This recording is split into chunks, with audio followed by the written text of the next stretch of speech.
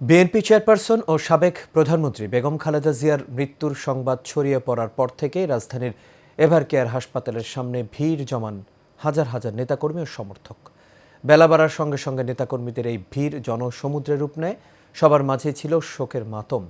এ সময় বিএনপির কেন্দ্রীয় নেতারা ছাড়াও বিভিন্ন রাজনৈতিক দলের নেতারা দেশের প্রতি বেগম খালেদা জিয়ার অবদানের কথা তুলে ধরেন। মোশাররফ তালুকদারের ক্যামেরায় কাউসার আহমেদ রিপোর্ট করেছেন।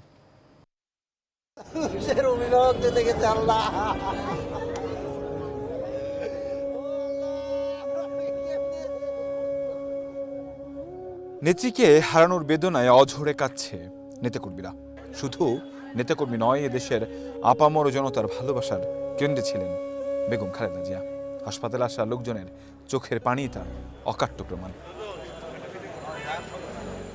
ঢাকার এভারকেয়ার হাসপাতালের সামনে নেতাকর্মীরা ভিড় জমান খবর শোনার পরপরই। প্রিয় নেত্রীকে শেষবারের মতো দেখতে আসা মানুষের ভিড়ে হাসপাতাল এলাকা ও আশপাশের রাস্তাগুলোতে শোকাতুর পরিবেশ তৈরি হয়। বাংলাদেশের প্রথম নারী প্রধানমন্ত্রী ও বিএনপি চেয়ারপারসনের এই প্রয়াণে দেশের রাজনৈতিক অঙ্গনে একটি বিশাল যুগের অবসান হলো বলে জানান নেতাকর্মীরা। তিনি রাজপথে ছিলেন, তিনি সম্মুখের দরজা দিয়ে রাজনীতিতে প্রবেশ করেছিলেন, যিনি অন্যায়ের সঙ্গে কোনোদিন আপোষ করেননি, তাই নীতির প্রশ্নে তিনি ছিলেন আপোষহীন।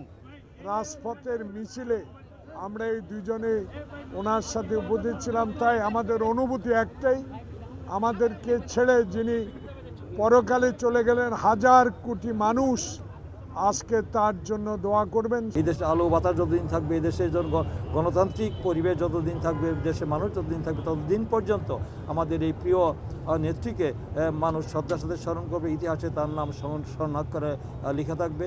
আগত নেতাকর্মীরা বলেন, বেগম খালেদা জিয়া ছিলেন বাংলাদেশের গণতন্ত্রের অবিসংবাদিত নেত্রী।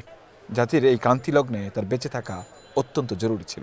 বেগম খালেদা জিয়ার তার সারা জীবন এবং তার যে ফ্যাসিবাদ বিরোধী লড়াইয়ে তার যে অসাধারণ অকুতোভয়, তার যে আপসহীন ভূমিকা, আমি তার প্রতি গভীর শ্রদ্ধা জ্ঞাপন করি। বাংলাদেশের জনগণের মধ্যে যে শূন্যতা, যে লসটা এই মুহূর্তে বিরাজমান, এটা অন্য কোনো কিছু দিয়ে পূরণ করবার মতো না। যে কোনো ধরনের অপ্রীতিকর পরিস্থিতি এড়াতে হাসপাতাল ও আশপাশের এলাকায় কড়া নিরাপত্তা ব্যবস্থা গড়ে তোলা হয়েছে। কাউসার আহমেদ, এশিয়ান টেলিভিশন, ঢাকা।